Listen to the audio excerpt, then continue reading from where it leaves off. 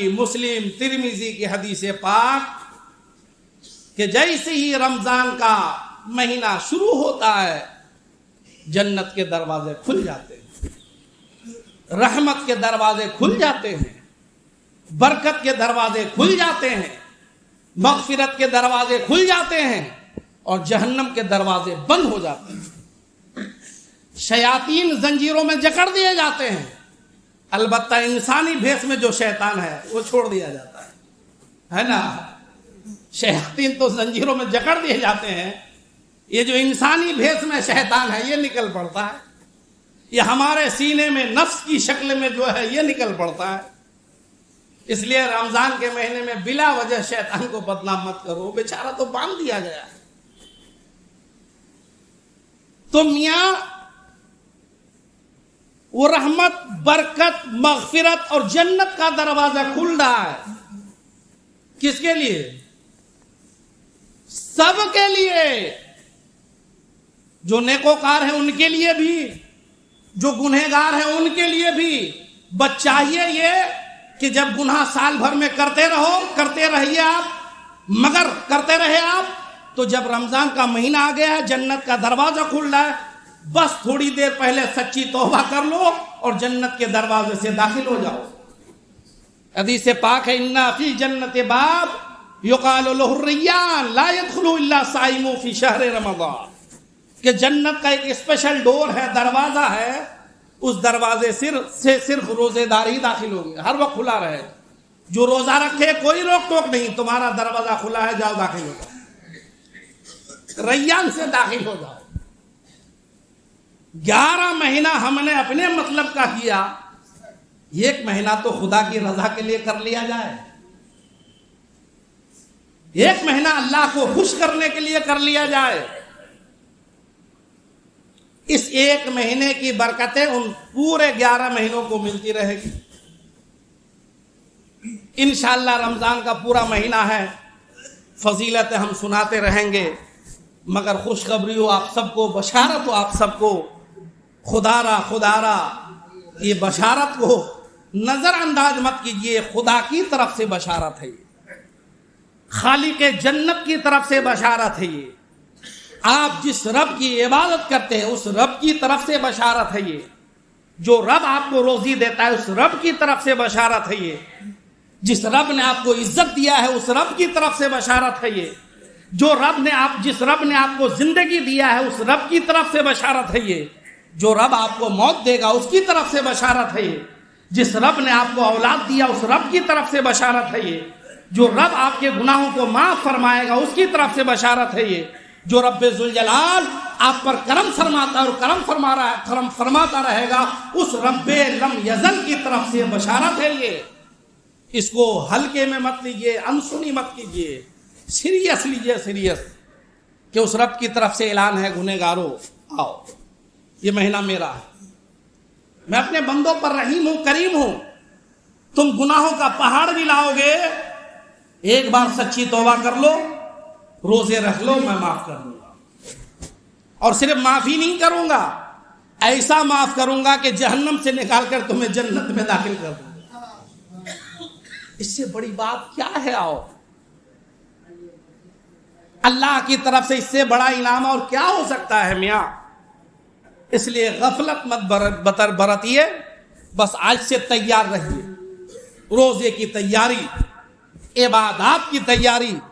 یوں تو روزہ نام ہے صبح صادق سے غروب آفتاب تک کھانا پینا جماع سے باز رہنے کا، لیکن روزہ دو طرح کا ہوتا ہے، ایک ہے جسمانی روزہ، ایک ہے روحانی روزہ۔ یہ جسمانی روزہ ہے، اور روحانی روزہ قرآن نے جس کو بیان کیا، حدیث پاک نے جس کو بیان کیا، بزرگوں نے جس کے بارے میں فرمایا کہ میاں کان کا بھی روزہ ہے، آنکھ کا بھی روزہ ہے، زبان کا بھی روزہ ہے، ہاتھ کا بھی روزہ ہے، پیر کا بھی روزہ ہے۔ زبان کا روزہ ہے کہ روزے کی حالت میں آپ برا کام نہ کریں، بری بات نہ بولیں۔ کان کا روزہ ہے کہ روزے کی حالت میں آپ کسی کی غیبت نہ سنیں، کسی کی برائی نہ سنیں۔ ہاتھ کا روزہ ہے کہ آپ ان ہاتھوں سے روزے کی حالت میں کوئی برا کام نہ کریں۔ پیر کا روزہ ہے کہ حالت روزہ میں آپ کسی برے کام کی طرف چل کر نہ جائیں. جب آپ کا روزہ اس معیار کا ہوگا تو آپ کو جسمانی اور روحانی روزے کی فضیلتیں حاصل ہوں. بخاری شریف کی حدیث پاک ہے, سن لیں. بات آج الگ الگ کرنی ہے, صرف یہ حدیث پاک سنا رہا ہوں. آقا نے, بخاری شریف کی حدیث پاک, آقا فرماتے ہیں جس نے روزہ رکھا اور بری بات کرنا نہ چھوڑا اور برا کام کرنا نہ چھوڑا. بخاری کی حدیث سن لیجئے غور سے کہ جس نے روزہ رکھا, بری بات کرنا نہ چھوڑا, برا کام کرنا نہ چھوڑا, تو حضور فرماتے ہیں کہ اللہ فرماتا ہے ایسے بندوں سے کہہ دو کہ خدا کو تمہارے بھوکے پیاسے رہنے کی کوئی ضرورت نہیں. خدا کو تمہارے بھوکے پیاسے رہنے کی کوئی حاجت نہیں. اللہ خالی تمہارے بھوکے پیاسے رہنے کو پسند نہیں فرماتا ہے. بھوکا پیاسا رہنا ہو تو ان قواعد کے ساتھ رہو کہ جب روزہ ہو تو تمہارے پورے جسم کا روزہ ہو, پورے بدن کا روزہ ہو, تمہاری روح کا بھی روزہ ہو, تمہارے نفس کا بھی روزہ ہو. ایسے روزے کو اللہ پسند فرماتا ہے, ورنہ خالی بھوکا پیاسا رہنے کو اللہ پسند نہیں فرماتا. مطلب اگر بھوکا پیاسا رہ بھی گئے روزے کی نیت سے, روزہ تو ہو جائے گا مگر اتنا کمزور ہو کر کے جائے گا, اتنا کمزور ہو کر کے جائے گا کہ پھر وہ کس کام کا رہے, کمزور ہو جائے گا. ہاتھ ٹوٹا ہوا, پیر ٹوٹا ہوا, ناک پھٹی ہوئی, زبان چیری ہوئی, اتنا کمزور روزہ جب جائے گا کیا فائدہ ملے گا. اس لیے روزہ کو طاقتور بنا کر, مضبوط بنا کر اللہ کی بارگاہ میں بھیجیے, کیونکہ حدیث پاک میں ہے رمضان کا روزہ اور قرآن مقدس یہ دونوں اللہ کی بارگاہ میں شفاعت کرے, دونوں شفاعت کرے. اس لیے سارے لوگ موڈ بنانا ہے کہ روزہ رکھنا ہے. اور بخاری کی حدیث ہے, جو حضرات بیماریوں میں مبتلا ہیں مگر بیماری اس درجہ کی ہے کہ روزہ رکھا جا سکتا ہے, تھوڑی سی تکلیف ہوگی تو کچھ پانے کے لیے تھوڑی تکلیف تو اٹھانا ہی ہے نا, کہ نہیں اٹھانا. تو آپ یہ مت کہیے گا کہ صحت گر جائے گی تو روزہ رکھیں گے کمزور ہو جائیں گے, نہیں. بخاری شریف کی حدیث پاک, اللہ کے نبی نے فرمایا صوموا تصحوا, روزہ رکھو صحت مند ہو جاؤ, روزہ رکھو صحت مند ہو جاؤ. اور اب تو میاں میڈیکل سائنس نے بھی, جدید سائنس نے بھی اس کو بالکل واضح کر دیا ہے کہ روزہ سے زیادہ صحت عطا کرنے والی چیز کچھ نہیں. اگر صحت مند ہونا ہے آپ کو, بیماریوں سے محفوظ ہونا ہے آپ کو, تو آپ روزہ رکھیں. تو قرآن اور روزہ دونوں شفاعت کرے گا. اور الحمدللہ آج شام سے نہیں تو کل شام سے یہ دونوں چیزوں کا آغاز ہوگا. اس لیے جو لوگ موڈ بنائے ہیں کہ روزہ نہیں رکھنا ہے وہ موڈ چینج کر لیں. انشاءاللہ خدا کی رحمت آپ کو آواز دے رہی ہے, میاں خدا کا وعدہ جھوٹا نہیں ہوتا ہے. ان اللہ لا یخلف المیعاد, اللہ اپنے وعدہ کی خلاف ورزی کرتا ہی نہیں ہے. اس لیے میرے بھائی کام تھوڑا کم کریں, روزہ رکھیں. ایک حدیث پاک میں آپ کو سنا دیتا ہوں, آپ یہ مت سمجھیں کہ روزہ چھوڑ کر کام کاج میں لگ جائیں گے یا روزہ رکھیں گے تو کام کم ہو پائے گا. نہیں, آپ کا رازق اللہ ہے. مصطفیٰ فرماتے ہیں کہ جب رمضان آتا ہے تو اللہ تعالیٰ روزے داروں کی روزی کو بڑھا دیتا ہے. کس کی روزی بڑھاتا ہے؟ روزہ داروں کی روزی بڑھاتا ہے. اس لیے جو لوگ سمجھتے ہیں کہ ہم روزہ نہیں رکھ کر کے زیادہ کمائیں گے, غلط سمجھتے ہیں. تمہارا رازق, تمہارا دینے والا, تمہارا نبی تو فرماتے ہیں کہ روزے داروں کی روزی بڑھتی ہے. اس لیے روزی بڑھانا ہے, زیادہ کمانا ہے تو روزہ رکھو. اور اگر روزہ چھوڑ کر کے دکان کرو گے, کاروبار کرو گے, تجارت کرو گے تو برکت نہیں, وہاں تو لعنت برستی رہے. اور جہاں لعنت برسے وہاں برکت ہوگی؟ آپ بتائیں مجھے, نہیں ہو. اس لیے جو جس کام سے لگے ہو کریں, کم کریں, کم ہی کیجئے گا, اللہ اسی میں برکت دے گا. کیونکہ رازق ہمارا اللہ ہے. وہ اللہ نے جو فرمایا مصطفیٰ نے اس کا اعلان کیا کہ تم روزہ رکھو، تمہاری روزی بڑھا دی جائے۔ اور ساتھ ہی میں تراویح کی نماز سنت مؤکدہ ہے، مرد اور عورت سب کے لیے ہے۔ نہیں مسئلہ سن لیجئے گا، عورتیں بڑے خوش ہیں کہ رمضان میں یہ بیچارے بڑے پریشان رہتے رہے، عورتوں پر بھی ہے تراویح۔ جس طرح نماز پنجگانہ مرد عورت دونوں پر ہے، اسی طرح نماز تراویح بھی مرد عورت دونوں پر ہے۔ فرق یہ ہے کہ مردوں کو مسجد میں آ کر بجماعت پڑھنا ہے اور عورتوں کو اپنے گھروں میں رہ کر بالکل اندر والے کمرے میں پردے کے ساتھ اکیلے پڑھنا ہے۔ بات سمجھ رہے ہیں؟ اور تراویح کتنی ہے؟ 20 رکعت تراویح ہے، 20 رکعت تراویح ہے، مرد عورت سب کے لیے ہے۔